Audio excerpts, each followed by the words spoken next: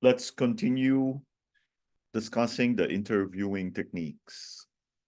Tact and respect are needed when you are inquiring into areas that may be sensitive or private. Some people may find it embarrassing to talk about certain aspects of the body. For example, a 15-year-old girl may not be completely comfortable talking to a 50-year-old man about her vaginal discharge.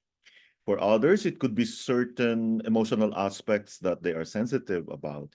It is therefore important that we win the client's trust in us as therapists and help them to understand why our questions are relevant.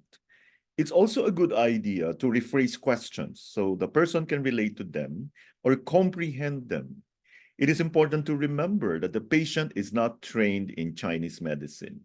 It is, for example, unlikely that they will know what plumstone qi is.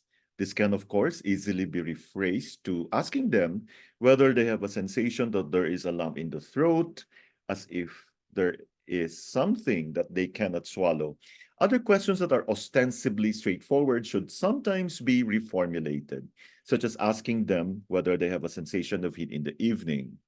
The difference in temperature may be too subtle for them to register it as a sensation of heat or fever. But if you ask them whether they remove their jersey or are less sensitive to cold in the evening, they may answer yes. There are various strategies that can be employed when interviewing the client. It is definitely important to gather as much information as possible that is relevant to the diagnosis. However, Bob Floss believes that you should be systematic and only ask questions that are relevant to the imbalance patterns that may be manifesting in the specific disorder that the patient has sought help for. His view is that you should only investigate the patterns of imbalance that are relevant in the treatment of this disorder. His strategy is to look for confirmation or rejection of the patterns of imbalance that manifest in this disorder. Once you have received enough information to confirm or reject a pattern, you do not have to investigate further. He believes it is a sign of sloppiness when you ask haphazard questions and lack focus. The second strategy is to investigate all the available avenues. In this way, it is possible to identify patterns of imbalance that may not initially seem relevant, but are subsequently found to be significant in relation to the disorder that the patient presents with. The information obtained can also reveal symptoms and imbalances that the patient has not sought treatment for, but they may well be more important to address in the treatment. They may, for example, have sought treatment for allergic rhinitis, but through the diagnostic investigation, we discover that they suffer from insomnia, stress, palpitations, and cardiac pain. In these situations, you must make the patient aware that Chinese medicine can treat these disorders or the imbalance. They may well decide that they still only want treatment of their rhinitis, but now they can make a conscious choice. The two approaches are, of course, not mutually exclusive. In both scenarios, it is important to follow a thread when interviewing a person and not just ask them random questions. You should thoroughly investigate a certain topic before moving on to another area of questioning.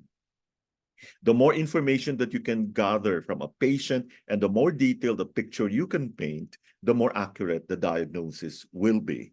In both strategies, it is important that you do not just leap to the next question when a patient has given you an answer. You must ask yourself whether the response generates a new question or whether the answer needs elaboration or more specific details. For example, if when asking about their bowel movements, they respond that they have loose stools, you need to find out what the consistency of the stools are, whether the stools are watery, containing undigested food particles, whether the stools are sticky, whether the stools have a strong odor, whether there is a burning sensation in the anus during or after defecation, whether there is pain or if they feel bloated in the abdomen before they have bowel movements, whether the stools and their movements are influenced by certain foods or stress, and so on.